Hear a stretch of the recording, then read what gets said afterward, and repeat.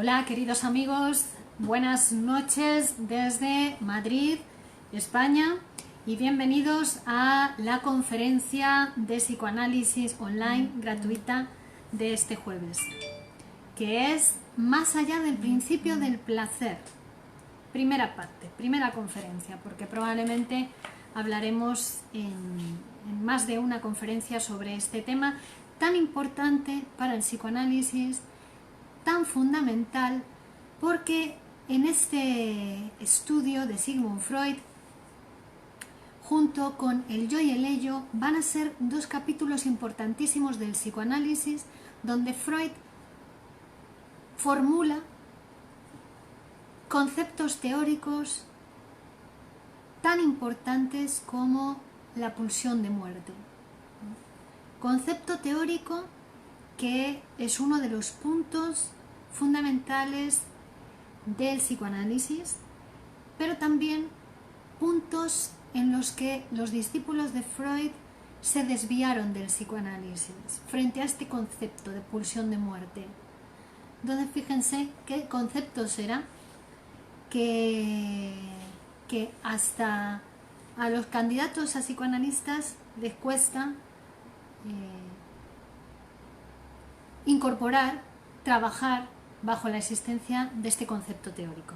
Buenas noches, mi nombre es Virginia Valdominos, soy psicóloga y psicoanalista de la Escuela de Psicoanálisis, Grupo Cero, y me encargo de realizar estas conferencias online gratuitas de psicoanálisis con el objetivo de hacer más cercano el psicoanálisis a todos ustedes, hacerles conocer de una manera rigurosa, fiel, psicoanalítica, científica, qué es el psicoanálisis, cuál es su objeto teórico, cuál es su método, cuál es su técnica, qué estudia el psicoanálisis y cómo transforma al sujeto psíquico. Bien, entonces, buenas noches, Javier Garza, un saludo desde Madrid, España, para México. Bien, Más allá del principio del placer es un texto escrito por Freud entre el año 1919 y 1920, lo publica en el año 1920, y va a anteceder a la publicación de otro texto importantísimo desde el punto de vista teórico del psicoanálisis, que es El yo y el ello, que se publica en 1923. Ambos después de la publicación de La interpretación de los sueños, texto donde se funda por primera vez el psicoanálisis como disciplina científica. La primera vez que Freud formula el concepto de inconsciente, el concepto teórico, un nuevo concepto teórico para las ciencias, el concepto de inconsciente, la primera vez que lo escribe y lo formula es en La interpretación de los sueños. Pero desde La interpretación de los sueños, que se publica en 1900, hasta Más allá del principio del placer y El yo y el ello, pasan 20-23 años. 23 años de producción teórica, de trabajo, de producción de conceptos fundamentales de esa nueva disciplina que había nacido, había visto la luz a raíz de la producción de ese nuevo concepto teórico, el concepto de inconsciente. El concepto de inconsciente freudiano, que es un concepto diferente al uso de la palabra inconsciente que se haya podido hacer antes de Freud. Estamos hablando de este concepto teórico de inconsciente, el inconsciente que no tiene tiempo, el inconsciente que no juzga, el inconsciente que no calcula, al inconsciente que solamente le interesa transformar, expresarse en la conciencia y en la realidad de ese sujeto. El inconsciente es quien sobredetermina lo que pasa en el aparato psíquico, lo que pasa en ese nuevo campo de conocimiento que tiene unos límites muy precisos, que son los límites del aparato, y donde hay una serie de conceptos teóricos que se relacionan entre sí, todos ellos sobredeterminados por el concepto inconsciente. Es decir, el concepto inconsciente se relaciona de manera invariable con el resto de contenidos teóricos o conceptos teóricos de la ciencia del psicoanálisis. es el que manda, por decirlo de una manera sencilla y coloquial, ¿no? Sobre nuestro funcionamiento psíquico, el inconsciente. Pero claro, el inconsciente, hasta el nacimiento de esta segunda tópica en el año 1920-23, puesto que Freud había formulado la primera tópica del aparato psíquico en la interpretación de los sueños, donde nos había dicho, el sujeto no es un individuo, sino que el aparato psíquico es un aparato complejo, es una complejidad que tiene diferentes sistemas, que además no siempre están de acuerdo entre sí, ¿no? Y en la primera tópica de la interpretación de los sueños, Freud nos había hablado de un sistema conciencia, un sistema preconsciente y un sistema inconsciente. Esos tres sistemas, que la conciencia y el preconsciente están separados por una línea discontinua, es decir, que los contenidos entre la conciencia y el preconsciente pueden pasar esa barrera, esa línea de la conciencia al preconsciente y del preconsciente a la conciencia. Pero entre el preconsciente y el inconsciente hay una línea continua y además doble, es decir, que hace imposible el pasaje de los contenidos del inconsciente al preconsciente. Solamente pasan a condición de ser transformados, de ser deformados, o pasa su energía sin las representaciones a ella adheridas, sino que pasa como energía libre al preconsciente buscando nuevas representaciones indiferentes, falsas, absurdas, para engañar a la conciencia. Pero el afecto siempre es real, siempre es verídico, ¿no? Porque el afecto no se puede reprimir, ¿no? La pulsión no se puede reprimir. Bueno, entonces en este texto de 1920, donde Freud va a venir a complementar, a complejizar ese aparato psíquico que había formulado en 1900, ya no puede regirse, ya hay cosas que le rechinan a Freud, ¿no?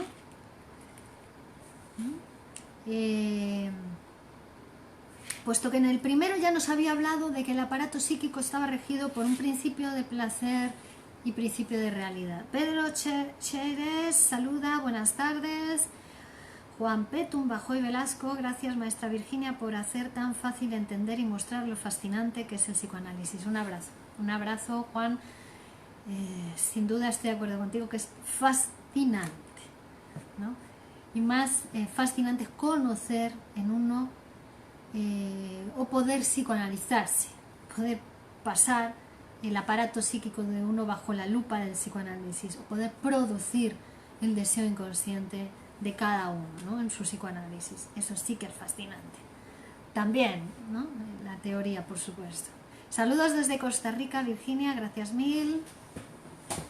Esto nos lo dijo Luz de la Paz.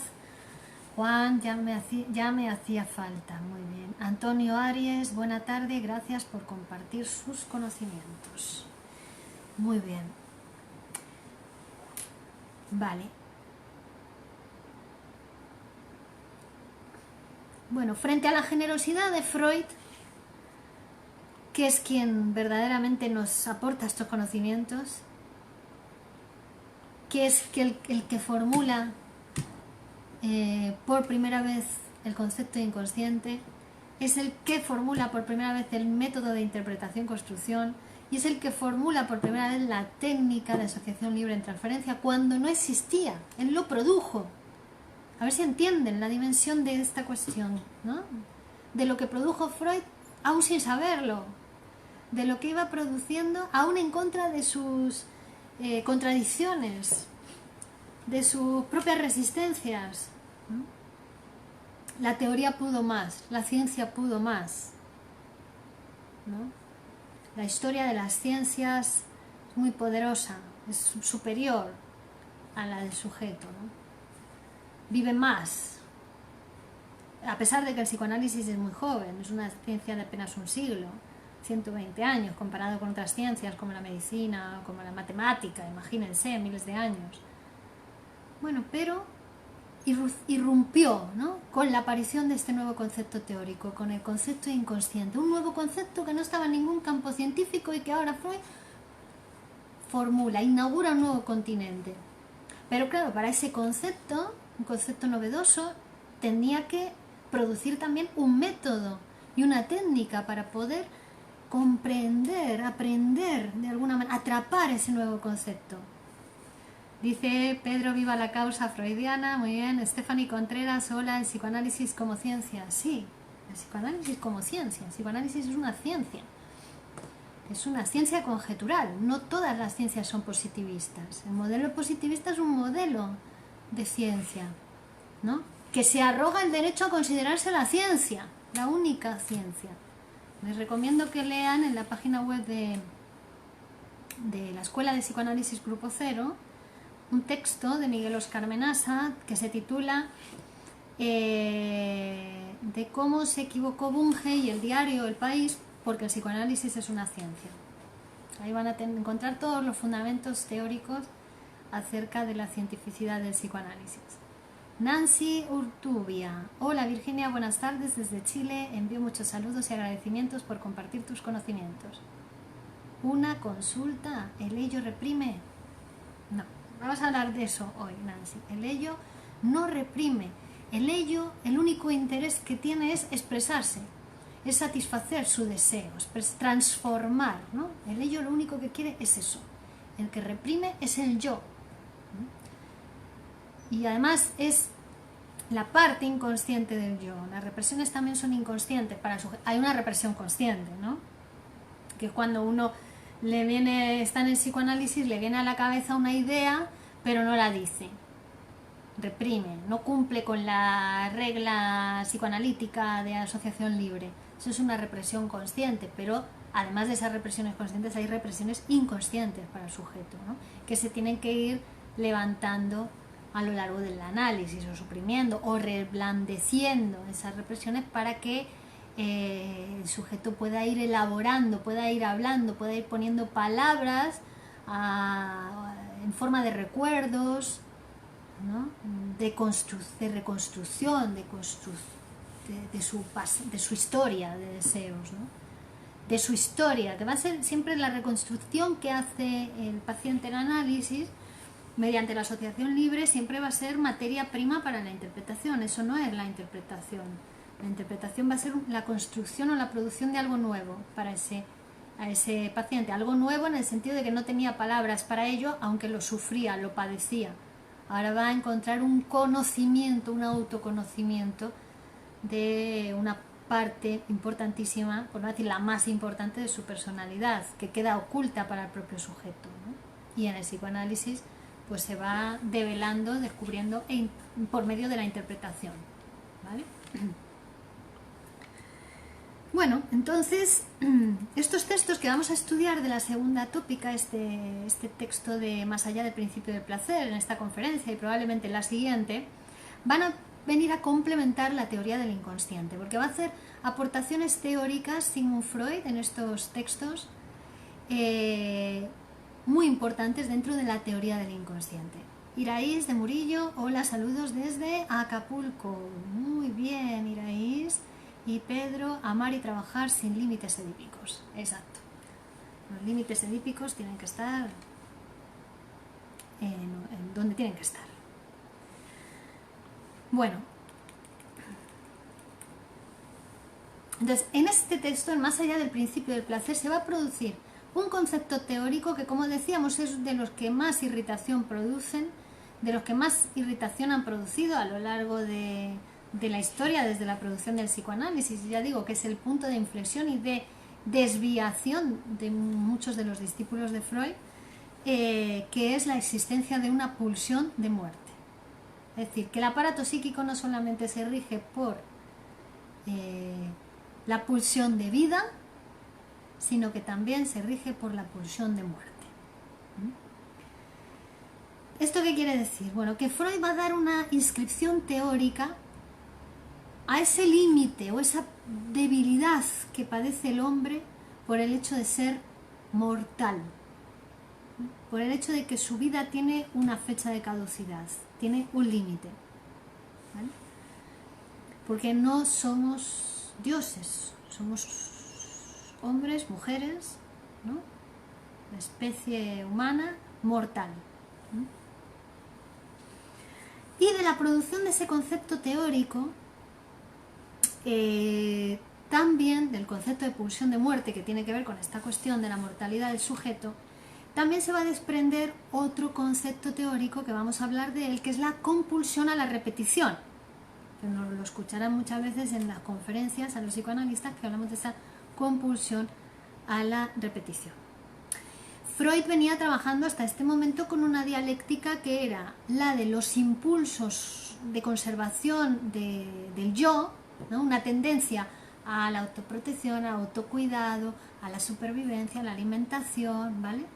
Pero también de los impulsos sexuales, que sería la tendencia a relacionarse con el otro, a la sexualidad, y que además es absolutamente necesaria para la procreación de la especie mortal que es la nuestra, ¿verdad? Es una especie que se reproduce por sexuación. Entonces se necesita la unión entre un macho y una hembra para que se produzca la reproducción como animales que somos, ¿no? Animales que hablamos, eso sí, pero además a nuestra animalidad se suma la complejidad del lenguaje y lo que produce en el sujeto, ¿no? Ese animal, en ese cachorro animal que en su paso por el complejo de Edipo se hace un humano, se humaniza, adquiere el lenguaje, ¿vale? Iraís, aprendo mucho contigo. Muy bien, Iraís. Bien, entonces esa dialéctica que venía manejando Freud de instintos de conservación del yo e instintos sexuales va a ser sustituida a partir de este texto por pulsión de vida, pulsión de muerte, ¿vale? Pulsión de vida, esa tendencia a la unión, a la amalgama de parejas en grupos, ¿no? A eliminar las diferencias entre el yo y el otro, ¿no? A la aprehensión del objeto, y pulsión de muerte, que sería la separación, la puntuación, ¿no? Y pulsión de vida y pulsión de muerte, que son absolutamente necesarias las dos, que intervienen, que van juntas cuando las cosas funcionan correctamente en el aparato psíquico, ¿no? En la salud, en el estado de salud, siempre van juntas pulsión de vida, pulsión de muerte, y que van a definir nuestro destino, nuestra vida, todo lo que nos pasa. A veces se producen fusiones, separaciones, y entonces también se produce enfermedad, ¿no? Porque la pulsión de muerte es pulsión de destrucción, cuyos límites se los da la pulsión de vida, y la pulsión de vida en su extremo también llevaría a la destrucción, ¿no? El amor en su extremo te lleva a tirarte por el puente, ¿no? Le das un beso a tu enamorado y no paras del beso y te asfixias, ¿no? Entonces las dos hacen límite para la otra, van unidas, y ahí funcionan bien, correctamente, las cosas en el aparato psíquico. Otra cosa muy importante de este texto, más allá del principio del placer, es que Freud va a intentar discriminar entre instinto y pulsión, que son dos cosas distintas. No va a decir los instintos los tienen los animales, ¿no? Los animales funcionan todo instintivamente. Están en celo, se aparean. Tienen hambre, comen, ¿no? Instinto. Que guía la necesidad, ¿no? También. Pero en el ser humano no. En el ser humano los instintos están tocados por la palabra, ¿no? Uno primero no tiene celo, ¿no? Y uno tiene un deseo de aparearse, pero dice la frase inadecuada, la pareja se mosquea, se enfada y se acabó esa noche la relación sexual. ¿Ven? Está pervertido por el lenguaje el ser humano, está atravesado por el lenguaje. Entonces ya no podemos hablar de instintos propiamente dichos. Y para eso reserva Freud el término pulsión. Pulsión, ¿vale? Que va a ser el montaje mediante el cual la sexualidad interviene en la vida psíquica. Va a ser un concepto límite entre lo anímico y lo biológico, el concepto de pulsión. Es decir, que la pulsión como tal, para intervenir en la vida psíquica, tiene que someterse a la estructuración inconsciente, es decir, a las leyes del significante. para intervenir en la vida psíquica, el instinto pasa por el lenguaje. Javier pregunta, ¿la pulsión de muerte tiene que ver con la castración? Mira, tiene que ver que los dos conceptos son los conceptos más irritantes del psicoanálisis. Pulsión de muerte y complejo de castración. Pulsión de muerte porque nos dice que el aparato psíquico no solamente está regido por la pulsión de vida, sino que también está la tendencia a la destrucción y a la autodestrucción, a la vuelta a lo inorgánico, a la vuelta a la muerte. ¿Vale? Eso también rige el aparato psíquico, también rige nuestro funcionamiento, no solamente es una búsqueda del placer, de que las cosas nos vayan bien, de sentirse bien, no. El aparato psíquico también vuelve a lo inorgánico, tiene esa tendencia, ¿vale? Son las dos tendencias las que rigen. Esto es irritante, ¿no? Y el complejo de castración no es pulsión de muerte.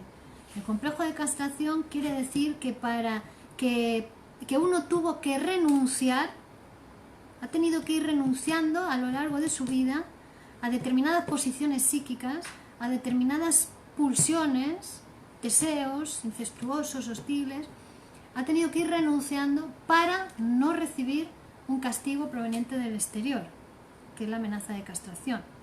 ¿Cómo renunció? ¿Cómo se posicionó? ¿Se hizo el loco? ¿Aceptó? ¿Cómo resolvió esa cuestión de la separación de la madre, la separación primero del pecho materno, después de las heces, después va a ser de la madre, después va a ser de la idea de que su madre es Dios todopoderosa, que su madre está castrada? Es decir, complejo de castración implica siempre ese dolor, esa herida narcisística que queda en el sujeto, que tiene que ver con esa aceptación de que uno es mortal, que no es inmortal, que su madre no era Dios, ni lo es, por mucho que uno vaya a consultar con su mamá las cosas que le pasan, ¿no? Que es mejor consultarlo con un psicoanalista, en sentido de psicoanalizarse, mejor que ir a contárselo a la mamá, ¿no? Que el psicoanalista siempre te va a decir alguna frase mejor que la que te diría tu mamá, o te va a escuchar de otra manera, ¿no? Trejo, Rosana, un abrazo desde Argentina. Virginia, tus clases me están ayudando ya que soy una estudiante de psicología. Gracias. Muy bien, Trejo. Pedro Scher, ¿dónde se ubica el goce en la pulsión? Bueno, el goce, para que haya goce tiene que haber interrupción. Estamos hablando de la dimensión económica del aparato. La dimensión económica del aparato psíquico la produce Freud con este concepto, ¿no?, de pulsión de muerte. Pulsión de muerte, que decíamos que son los límites, ¿no?, la separación, la puntuación. Usted escribe una frase y en función de dónde pone el punto de la frase va a significar una cosa u otra, ¿verdad? ¿No? Esa es la puntuación. Su vida también, como muera usted, como muera yo, va a dar sentido a nuestra vida, ¿no? El final da sentido, los finales dan sentido a lo que pasó, ¿no? Son interrupciones, ¿no? Uno va muriendo muchas veces a lo largo de su vida hasta que muere definitivamente, final, ¿no? Que afortunadamente uno no se entera, o sea que tampoco hay que preocuparse por la muerte, ¿vale, queridos? Bueno, pero para que haya goce tiene que haber interrupción.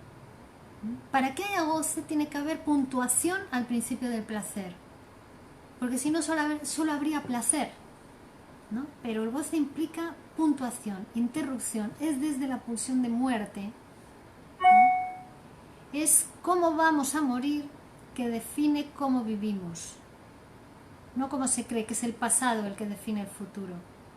Es el futuro el que determina el presente y el pasado.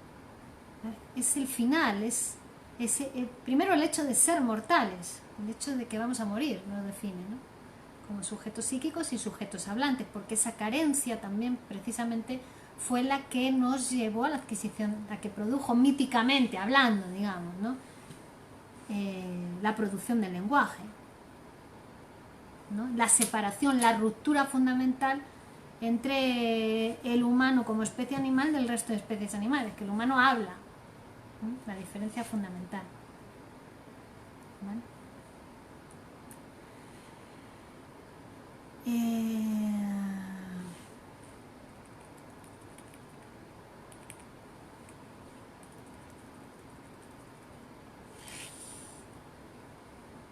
Bueno, entonces en los seres humanos no podemos hablar de instintos porque los instintos también están tocados por el lenguaje, por el hecho de que somos seres hablantes. Ya nada queda en el ser humano sujeto únicamente a la ley de la especie, aunque la especie es más grande que el sujeto. O sea, por mucho que queramos, mucho trabajo que hagamos, el sujeto muere.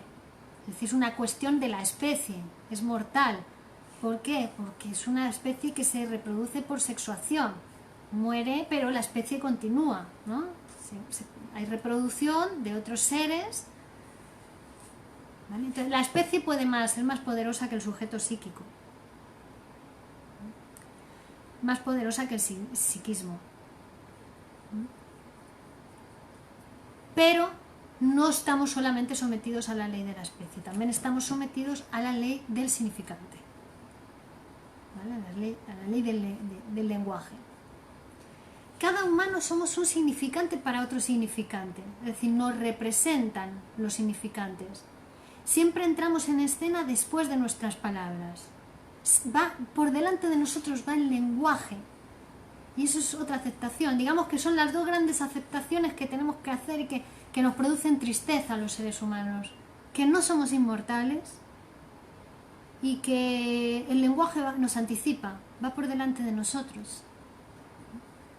Son las dos aceptaciones que se le hacen absolutamente imposible al melancólico, por eso se deprime, ¿no? El lenguaje nos anticipa. El lenguaje habla de mí. En función de lo que yo diga, soy una cosa u otra para el otro. Que lo que se hablan entre nosotros son las palabras. No habla Virginia Baldominos con Pedro Scherer, no. Habla sus palabras con mis palabras, ¿vale? Significantes. Y luego sabemos que para el psicoanálisis, además, aunque se digan tonterías, no son tonterías en el análisis, ¿no? Porque al psicoanálisis no le interesa tanto si usted dice o no dice tonterías cuando habla, no va a investigar su vida, no le interesa si es coherente o no es coherente, o si dice la verdad o si no dice la verdad, si eso, que no le interesa eso al psicoanálisis, le interesa cómo lo dice, cómo puntúa, cómo repite, porque la repetición también va a ser muy importante y tiene una relación fundamental con la pulsión de muerte, que veremos ahora. Entonces estamos en 1920, Freud sigue trabajando el capítulo de la interpretación de los sueños, donde hablaba de la dinámica del aparato psíquico, de la economía del aparato psíquico, y estamos acercándonos a la segunda tópica del aparato psíquico, ¿no? En la primera tópica, como hemos dicho, de la interpretación de los sueños era consciente, preconsciente, conciencia. Y aquí ya nos va a traer otra tópica diferente, más compleja, ¿no? Bueno, más allá del principio del placer, va a poner los conceptos necesarios para producir esa segunda tópica de yo, ello, superyo y realidad, ¿no?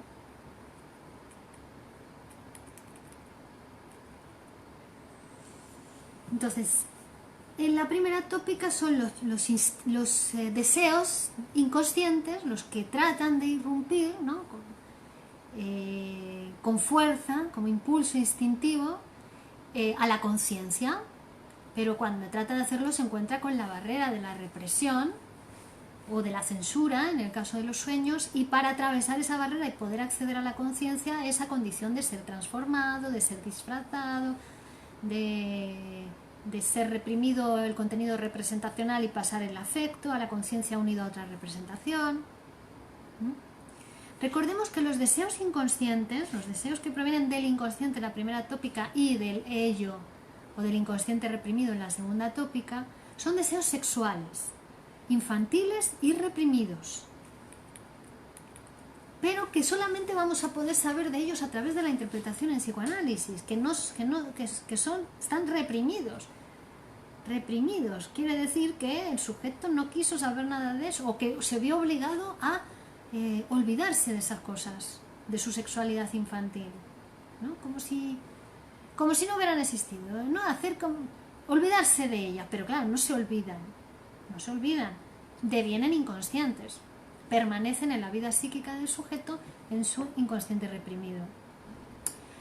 Cuando uno no hace el trabajo de psicoanalizarse, pues entonces padece, sufre los efectos del inconsciente reprimido, que está siempre en su intento de expresión, va a producir efectos de realidad, sueños, síntomas, lapsus, ¿no?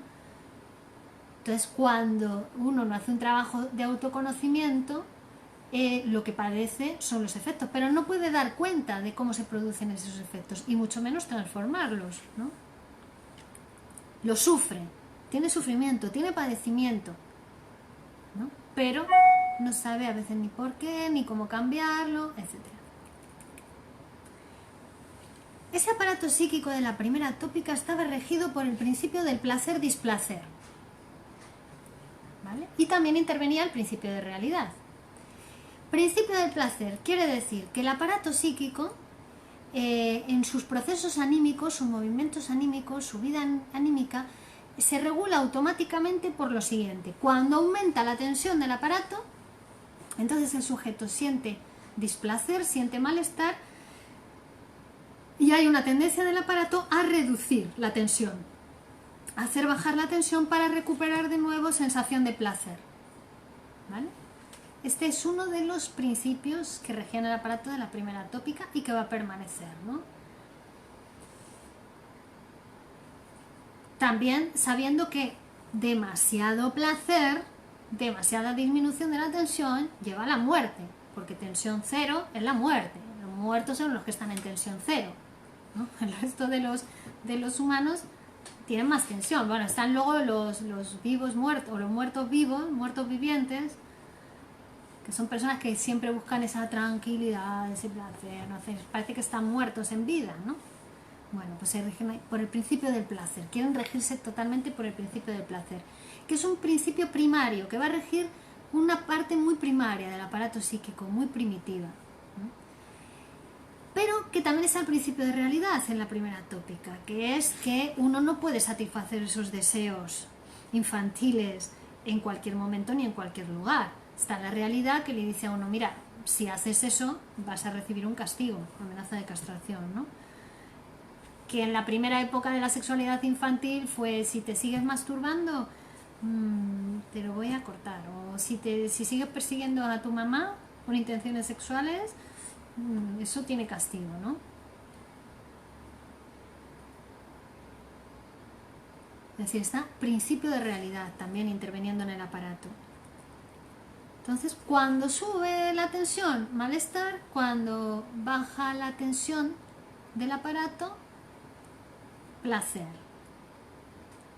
Y siempre teniendo en cuenta la realidad, que también trabaja para el principio del placer, porque también a veces la realidad te dice, ahora no se puede, pero si pospones un par de horas, ahí sí lo vas a poder hacer, ¿no? O si no puedes en línea recta, pero si das un circuito, si haces un rodeo, igual llegas un poquito más tarde a satisfacer tu deseo, pero para alcanzar el placer.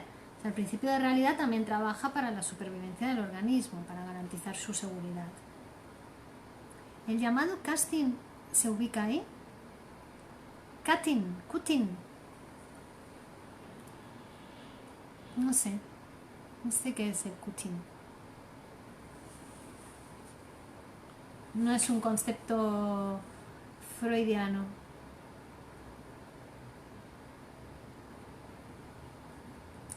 Explícate, Pedro. Vale, de tal forma que vemos cómo se relaciona el principio de placer, displacer con la cantidad de excitación existente en la vida anímica. Excitación, energía libre, ¿no? No ligada a ningún objeto. Vale.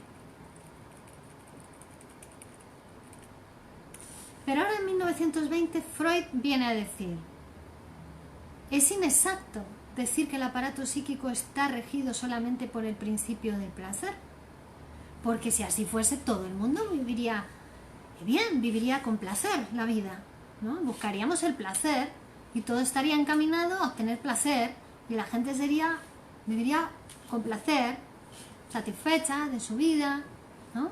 Bien, pero vemos que no, la experiencia general nos muestra que no, ¿no? Que la experiencia general nos muestra que la gente sufre mucho, incluso a veces teniendo una buena vida y sufre, ¿no? Su vida psíquica y sufrimiento.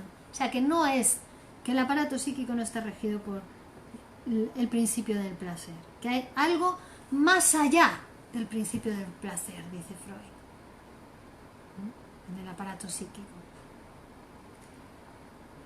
Es decir, que el alma sí que tiene una tendencia al principio del placer, una tendencia primaria, pero a esa tendencia se van a oponer otras fuerzas, otros estados que van a hacer que a veces el resultado final de esa oposición de fuerzas no tienda hacia el placer, sino más bien lo contrario, al displacer, al sufrimiento, al malestar, a la disconformidad.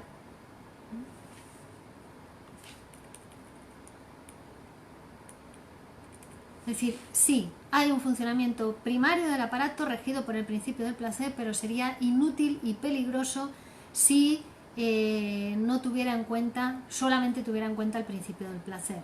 Habría muchas amenazas provenientes del exterior del mundo que cuando llevas a cabo tus deseos caerían sobre ti, ¿no?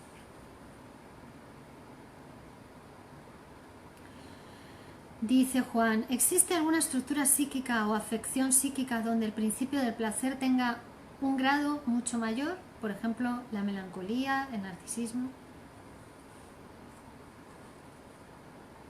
La psicosis. Galicia Montezuma, generalmente los adolescentes se hacen cortes con navajas en las muñecas. Bueno, hay que ver qué dicen de eso, cortes superficiales, decía Pedro. Pero bueno, sí, puede tener que ver con la castración.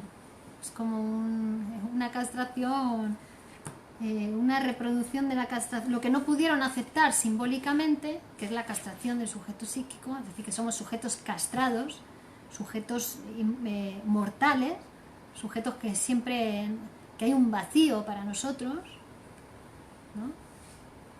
Un agujero, un vacío, un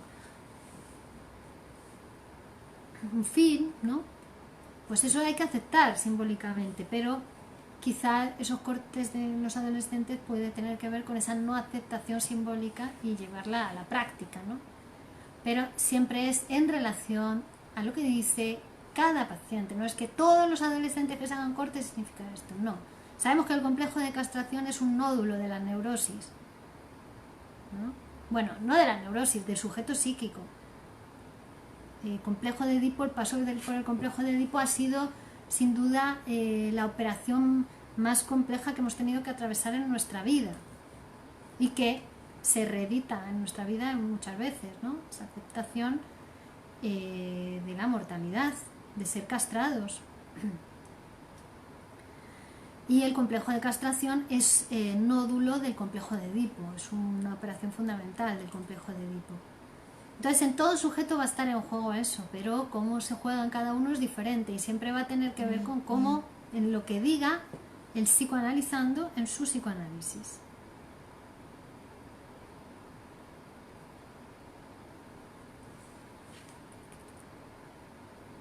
Bueno, entonces en este texto Freud va a sustituir los instintos de conservación del yo por el principio de realidad.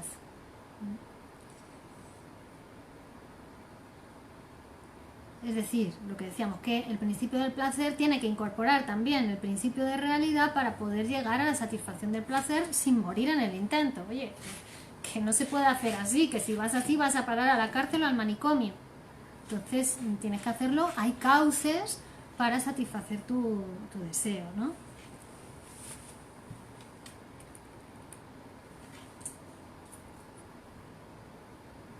Por ejemplo, el que mata a su padre es un asesino, pero el que va de caza y mata a un ciervo y cuanto más grandes tenga los cuernos el ciervo recibe un trofeo, un premio.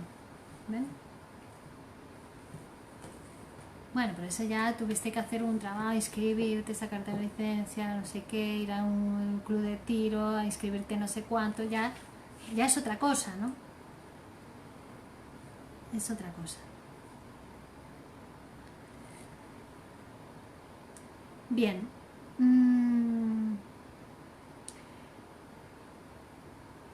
Sí, el principio de realidad no puede, no interviene en el aparato psíquico y ese aparato psíquico está regido únicamente por el principio del placer, ¿no? Sigue rigiendo la sexualidad de ese sujeto, que es la menos educable, ¿no? La pulsión sexual, pues puede llegar a dominar por entero la vida psíquica de ese sujeto y eso produciría un daño en el organismo entero, ¿no?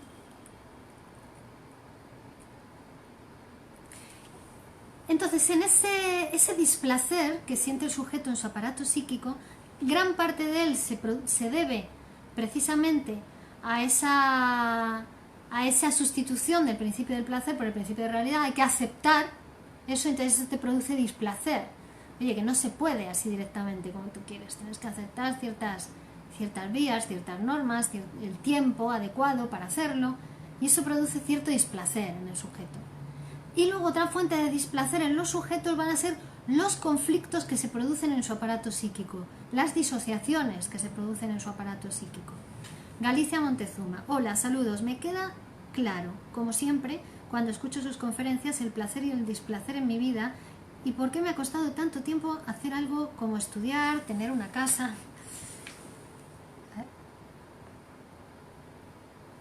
y aún ahora continuar con un nuevo proyecto.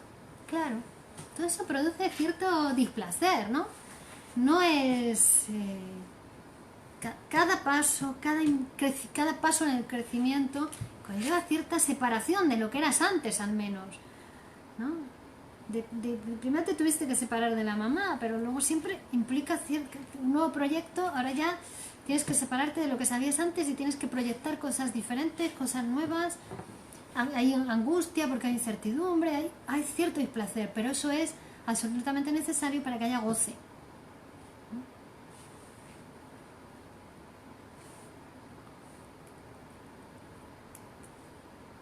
Bueno, entonces casi toda la energía que llena el aparato psíquico procede de impulsos instintivos, que ahora vamos a llamar pulsiones, ¿no?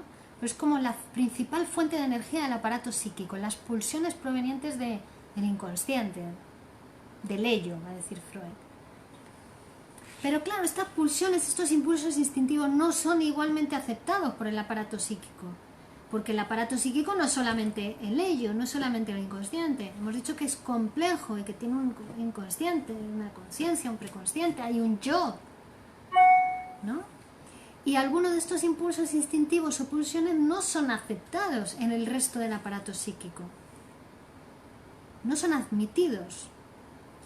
¿Por qué? Porque proceden de otras fases de constitución del aparato anímico, porque está la pulsión oral, la pulsión anal, ¿no? Proceden de otros momentos de constitución del aparato psíquico y no desaparecen. Seguimos teniendo pulsión oral, pulsión anal, fálica, invocante, ¿no? Escópica.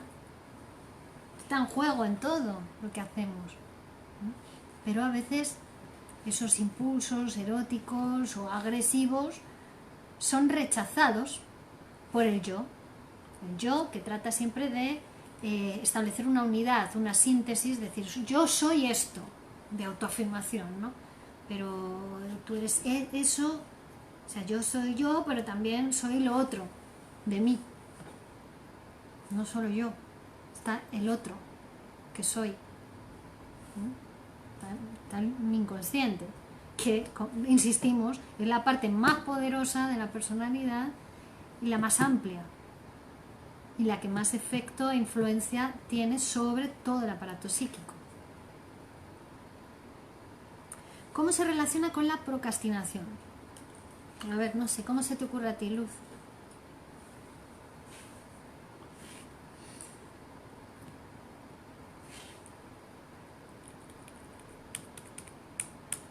Seguro que tienes la respuesta ya.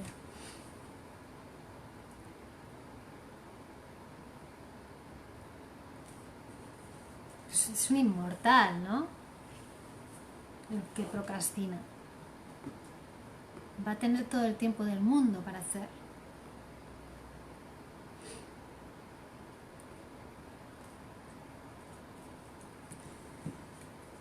Bien. Entonces, esos impulsos instintivos incompatibles, pulsiones indeseables para el resto del aparato, son separados de la unidad del yo. ¿Cómo? Por el proceso de represión. No quiero saber nada de esto. Aléjate de mí. Pero se hacen inconscientes. No desaparecen. Nada de lo que hubo en el aparato psíquico desaparece. Sigue estando ahí en otro estado inconsciente. Privados de la posibilidad de una satisfacción directa, ¿no? Porque están prohibidos para la conciencia, para el yo. Pero ¿qué pasa? Que esos impulsos instintivos, esas pulsiones que lo único que quieren es expresarse, es manifestarse, van a buscar sus vías sustitutivas para conseguir esa expresión, ¿vale? En forma de síntoma, en forma de sueño, en forma de lapsus, de olvido, de repetición.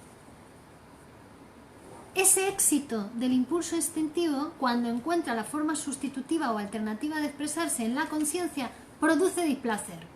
Pero produce displacer para la conciencia. Para el inconsciente es un éxito. ¿Ven? O sea, mayor complejidad para el aparato. Lo que puede ser placentero y exitoso para una parte del aparato psíquico es displacentero y molesto y sufriente para otra parte del aparato psíquico, ¿no? Por eso en los síntomas hay sufrimiento, sí, pero también hay goce del sufrimiento, hay goce del síntoma. Por eso cuesta tanto deshacerse de síntomas, si no sería coser y cantar.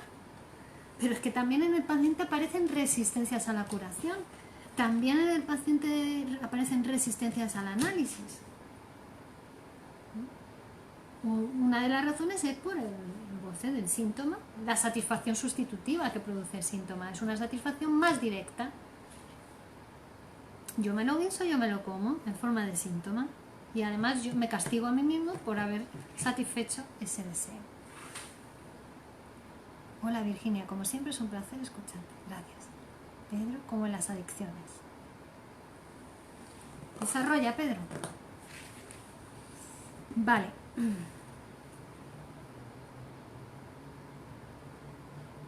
Entonces, algunos de esos impulsos instintivos, por tanto, son incompatibles por sus fines, por las aspiraciones que tienen, son incompatibles para el aparato. ¿Vale? Pero, como decíamos, producen placer en una parte y displacer en otra parte del aparato. Hubo una represión primordial en el aparato psíquico, ¿vale? O sea, hubo un impulso instintivo, hubo unos instintos sexuales del niño para con la madre, unos instintos hostiles para con el padre, que tuvieron que reprimirse, ¿vale? Porque ya no era el bebé, ahora ya tenía que ser un niño que se tenía que separar de la mamá para ir al colegio, ¿vale? Tuvo que poder separarse de su gran amor y tuvo que contener las ganas de matar a su padre para quedarse con su madre solo para él, y viceversa, ¿no? Bueno, pero eso no significa que desaparezcan. Eso significa que toda la vida van a estar con nosotros, esos impulsos sexuales, infantiles y reprimidos. Y eso significa que además la represión que se dio originalmente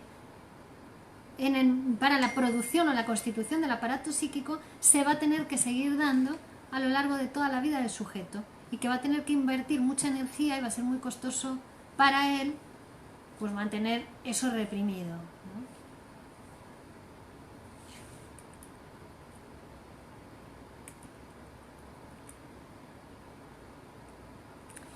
Fijaos, para estudiar estas cuestiones de más allá del principio del placer, dice Freud, a ver por dónde tomo esto, y va a recurrir a dos cuestiones. Una de ellas va a ser el ejemplo de las neurosis traumáticas y de las neurosis de guerra, y otra va a ser un juego que ve en los niños, que ve que hacen los niños, ¿vale? Las neurosis traumáticas, ¿cuáles son? Son esas neurosis que se producen después de grandes conmociones mecánicas, un accidente de tráfico, un accidente aéreo, accidente de tren, ¿no? Esas van a ser las neurosis traumáticas y también las neurosis de guerra, ¿vale? Que son cuadros parecidos a una histeria por los síntomas que tienen, a veces tienen síntomas motores, pero tienen un gran padecimiento subjetivo parecido al de los melancólicos o los hipocondríacos por la astenia general y también porque están afectadas las funciones anímicas. ¿Qué es lo que caracteriza las neurosis traumáticas? Pues es que se han producido por un susto. Es decir, ese acontecimiento que ha sucedido, el accidente,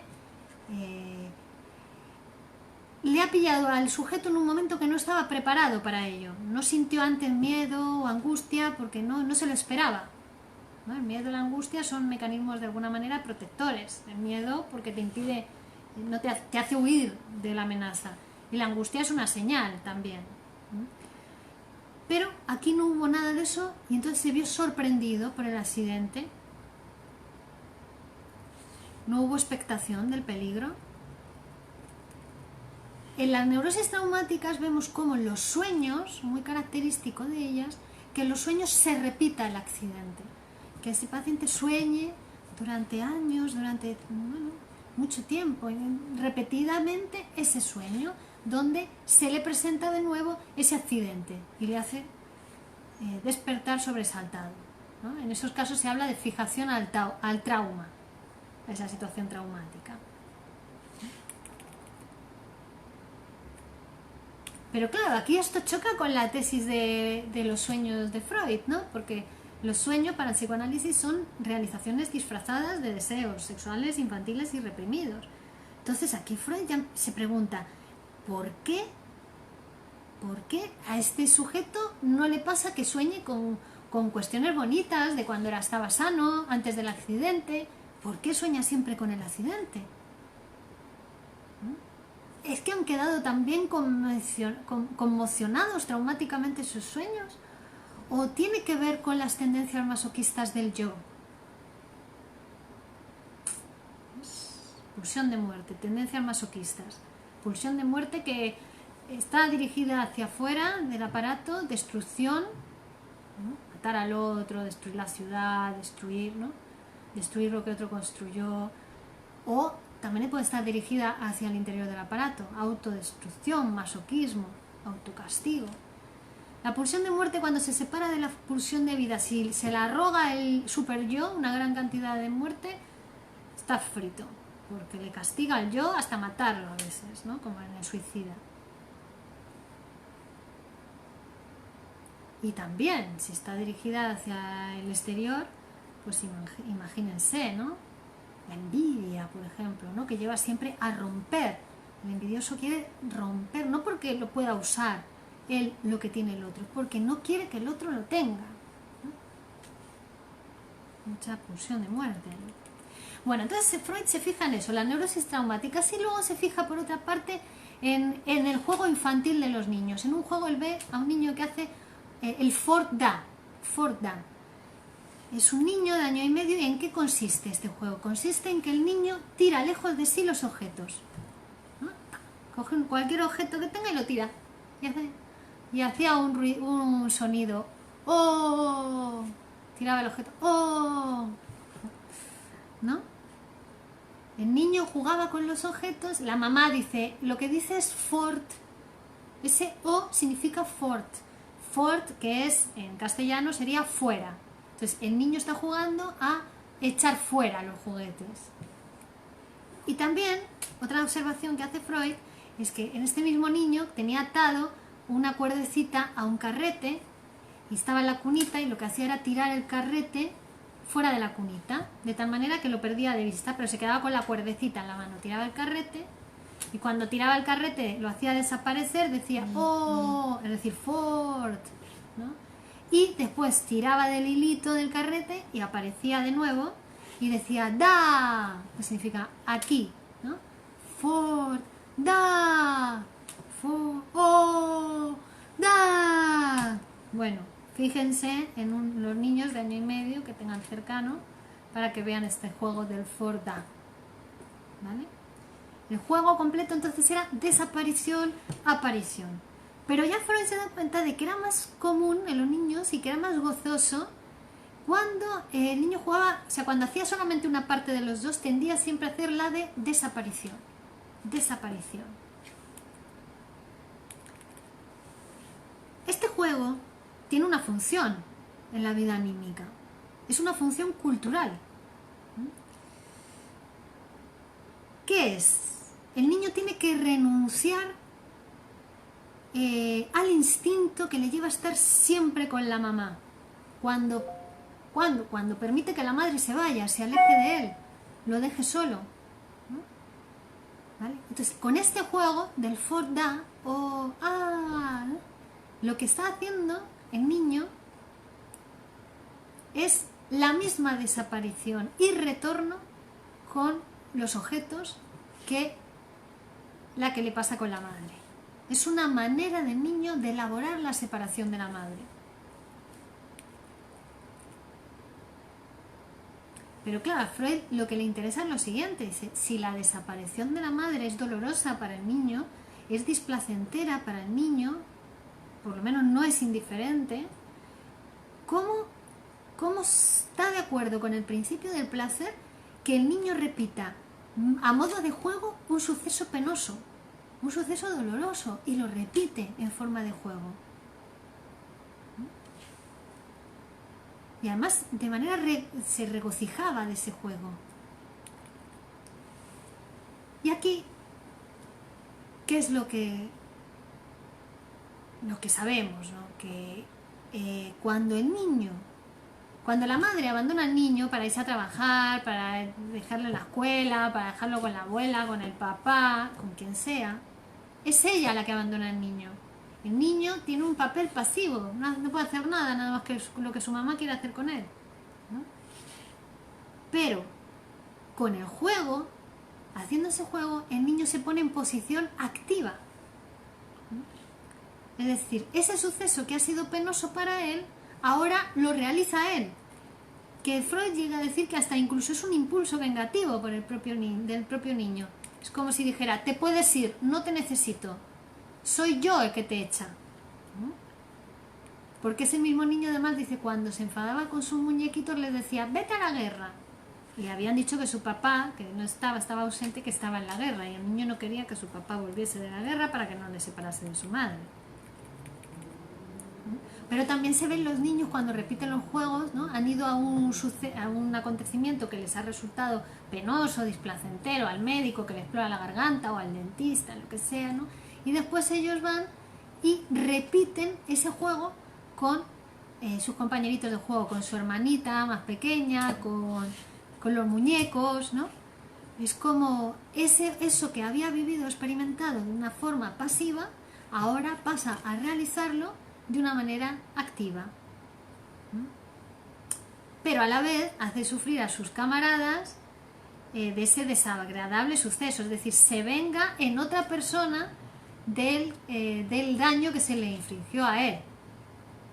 ¿Vale? Conclusión, que también bajo el dominio del principio del placer vamos a encontrar medios y caminos para convertir en objeto de recuerdo y de elaboración psíquica lo desagradable.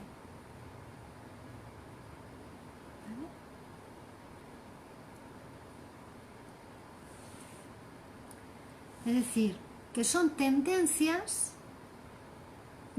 primitivas del aparato psíquico, también, que son totalmente independientes del principio del placer, que se encuentran más allá del principio del placer.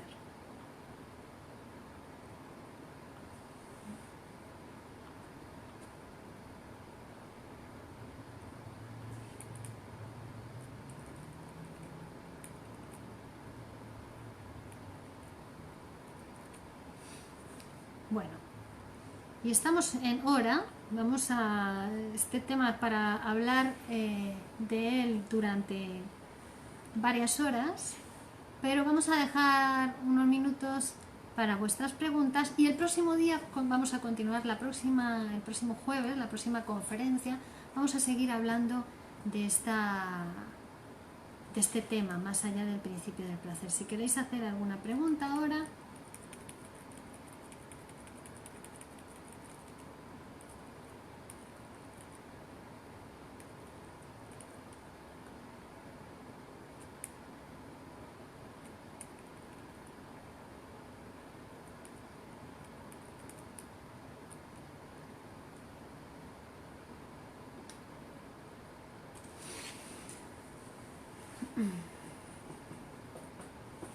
Y si no, voy a avanzar esta idea que quiero...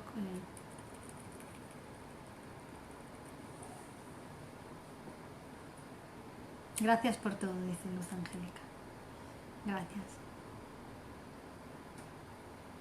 Bueno, en el psicoanálisis ha sido una construcción como disciplina científica. Hemos dicho que ha ido produciendo conceptos teóricos durante su recorrido, que además está, como toda ciencia, está en proceso de transformación y construcción permanente, ¿no? La ciencia no es un dogma, se va transformando. Y la técnica, dijimos que era la asociación libre en transferencia. La transferencia es una parte muy importante de la técnica, no solo la asociación libre, es en transferencia con el psicoanalista. Psicoanalista que va a ir recopilando la información que le da el paciente en su psicoanálisis y que lo va a utilizar de materia prima para poder interpretar lo inconsciente, oculto, ¿no? a ese sujeto. Y eso será su inconsciente, su historia de deseos que va construyendo. Pero claro, el psicoanálisis al principio esperaba, ¿no?, que el paciente lo confirmase, sí, que lo recordase eso. Pero el paciente, hay partes de su inconsciente que no recuerda, ¿no?, que se van construyendo. El arte es ese, es descubrirlas, mostrárselas, y por el influjo personal del psicoanalista, por ese proceso de transferencia, pues ir haciendo cesar la resistencia para que pueda ir avanzando en su propio psicoanálisis. Pero, como decíamos, hay partes de ese inconsciente que no se recuerdan. Que no se recuerdan, pero que las actúa. Es decir, hay trozos del pasado a los que uno no puede acceder mediante el recuerdo, pero sin embargo se ponen en acto, los actúa. Y sobre todo los actúa en esa relación transferencial con el psicoanalista.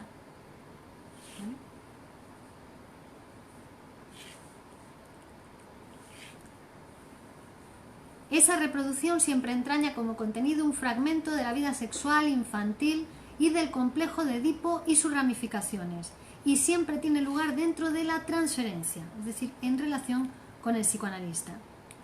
Cuando llegamos a ese punto decimos que la neurosis primitiva del paciente ha sido sustituida por una neurosis de transferencia. El psicoanalista se va a encargar de limitar la extensión de esta segunda neurosis. Ya va a ser una neurosis que va a quedar en la relación psicoanalítica, ¿no? El paciente se va a poder curar o por lo menos liberar otras áreas de su vida de esa personalidad que tiene o de su neurosis. Ahora se va a poner en juego en la relación psicoanalítica. Y también el psicoanálisis le permite hacer entrar lo más posible en el recuerdo y permitir lo menos posible la repetición. Es decir, que todos esos contenidos, esos sucesos que han sido reprimidos, pasen a ser recordados o elaborados mediante palabras más que ser actuados. Generalmente esta fase no se le puede ahorrar al paciente. El paciente va a tener que pasar, le tiene que dejar, ¿no?, que viva de nuevo esos trozos de su vida, que los recuerde, que hable de ellos en el análisis, cuidando que conserve cierta superioridad, que reconozca en cierta medida que parte de esa aparente realidad es un reflejo de su pasado, no es lo que está pasando ahora, sino que más bien él refleja, el paciente refleja eso reprimido, eso olvidado. Entonces, a medida que esto se va produciendo, va avanzando su proceso terapéutico. Bueno, a esta tendencia a repetir ese trozo de vida olvidada en su psicoanálisis es a lo que llamamos obsesión de repetición o compulsión a la repetición.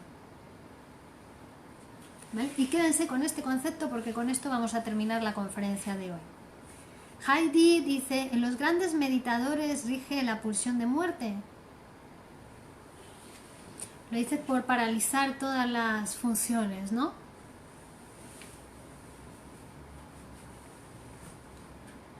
Bueno, sabéis que en la meditación y en todas las tendencias orientales se habla del yin y el yang, ¿no? Que vendría a ser lo mismo que pulsión de vida, pulsión de muerte.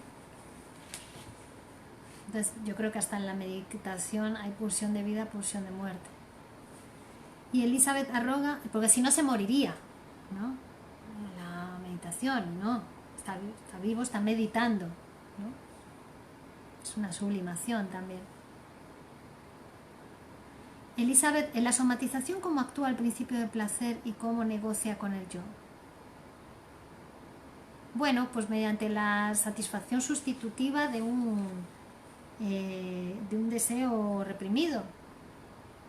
Y su contrario, ¿no? En la parálisis histérica, la conversión, ¿no?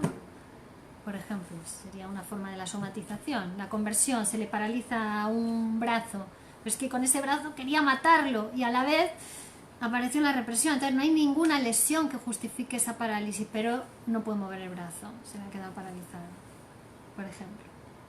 Si hablamos de esa somatización, si hablamos de psicosomático es otra cosa. ¿Cuán difícil es el tratamiento terapéutico para una persona donde la pulsión de muerte sea fuerte y el principio de realidad sea menor y se encuentre la repetición hacer cosas que le hagan daño? Pues cuanto más separación haya de pulsión de vida, pulsión de muerte, más arrogación de la pulsión de muerte por parte del super yo o regresión a otras fases más primitivas de la constitución psíquica, más difícil, el tratamiento más intensivo tiene que ser, claro. Bueno, muchísimas gracias. Vamos a continuar el próximo día con este tema. Gracias a todos por estar ahí. Seguiremos hablando de más allá del principio del placer, así que no se lo pierdan. Próximo jueves hablamos de psicoanálisis y salud mental. Cómo funciona nuestra mente. Gracias a todos. Hasta la próxima. Y recuerden, suscríbanse al canal de YouTube y no se pierdan ninguna novedad, que tenemos muchas a lo largo de la semana. ¡Chao! Buenas noches.